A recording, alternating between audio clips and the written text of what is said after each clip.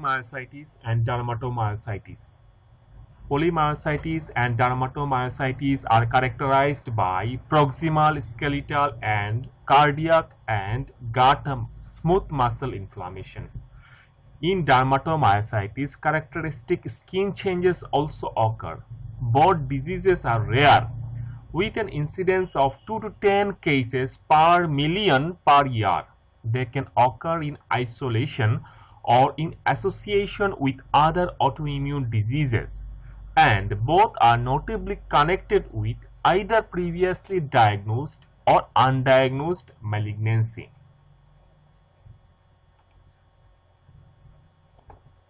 Now, the clinical features. The typical presentation of polymyositis and dermatomyositis is with symmetrical proximal muscle weakness over a few weeks, usually affecting the lower limbs more than the upper. In adults between 40 and 60 years of age, patients report difficulty rising from a chair, climbing stairs, and lifting, often though not always with muscle pain. Systemic features of fever, weight loss, and fatigue are common. Respiratory or pharyngeal muscle involvement can lead to ventilatory failure or aspiration that requires urgent treatment. Interstitial lung disease occurs in up to 30% of patients and is strongly associated with the presence of anti-synthetase Jo-1 antibodies. In dermatomyositis, the skin lesions include Gottron's papules, which are scaly, erythematous, or violaceous, psoriasiform plaques occurring over the extensor surfaces of PIP and DIP joints, and the heliotrope rash, that is violaceous discoloration of the eyelid in combination with periorbital edema. Similar rashes occur on the upper back, chest, and shoulders, that is shawl distribution. Periungual nail fold capillaries are often enlarged and tortuous. Now, investigations. Muscle biopsy is the pivotal investigation and shows the typical features of fiber necrosis, regeneration, and inflammatory cell infiltrate. Occasionally, however, a biopsy may be normal, particularly if myositis is patchy, so invariably MRI should be used to identify areas of abnormal muscle for biopsy. Serum levels of creatine kinase are typically raised and are a useful measure of disease activity, although a normal creatine kinase does not exclude the diagnosis, particularly in juvenile myositis. Electromyography is very useful for highlighting non-autoimmune or non-inflammatory myopathies. Screening for underlying malignancy should be undertaken routinely. Full examination, chest X-ray, serum, urine, and protein electrophoresis. CT of chest, abdomen, or pelvis. Prostate-specific antigen should be included in man and mammography in women. This figure showing muscle biopsy from a patient with polymyositis.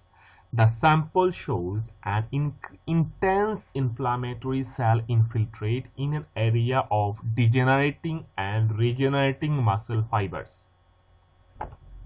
Now, management. Oral glucocorticoids, prednisolone 1 mg per kg daily, are the mainstay of initial treatment of polymyositis and dermatomyositis, but high-dose intravenous methylprednisolone 1 gram per day for 3 days may be required in patients with respiratory or pharyngeal weakness. If there is a good response, glucocorticoids should be reduced by approximately 25% per month to a maintenance dose of 5 to 7.5 mg. Although most patients respond well to glucocorticoids, many need additional immunosuppressive therapy. Methotrexate and mycophenolate mofetil are the first choices of many, but azathioprine and cyclosporine are also used as alternatives. Rituximab appears to show efficacy in a majority of patients, although The only controlled study which was criticized for its suboptimal design was negative. In clinical practice, rituximab is an option for use with glucocorticoids to maintain an early glucocorticoid-induced remission.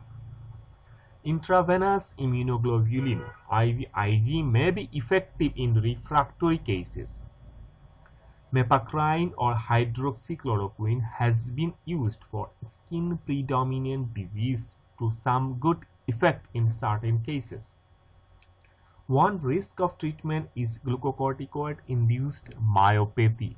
If the initial response to treatment is poor, further biopsy then shows type 2 fiber atrophy in glucocorticoid myopathy compared with fiber necrosis and regeneration in active myositis. Now, juvenile dermatomyositis. Juvenile dermatomyositis is by far the most common inflammatory myopathy in children and adolescents and typically does not require a search for malignancy.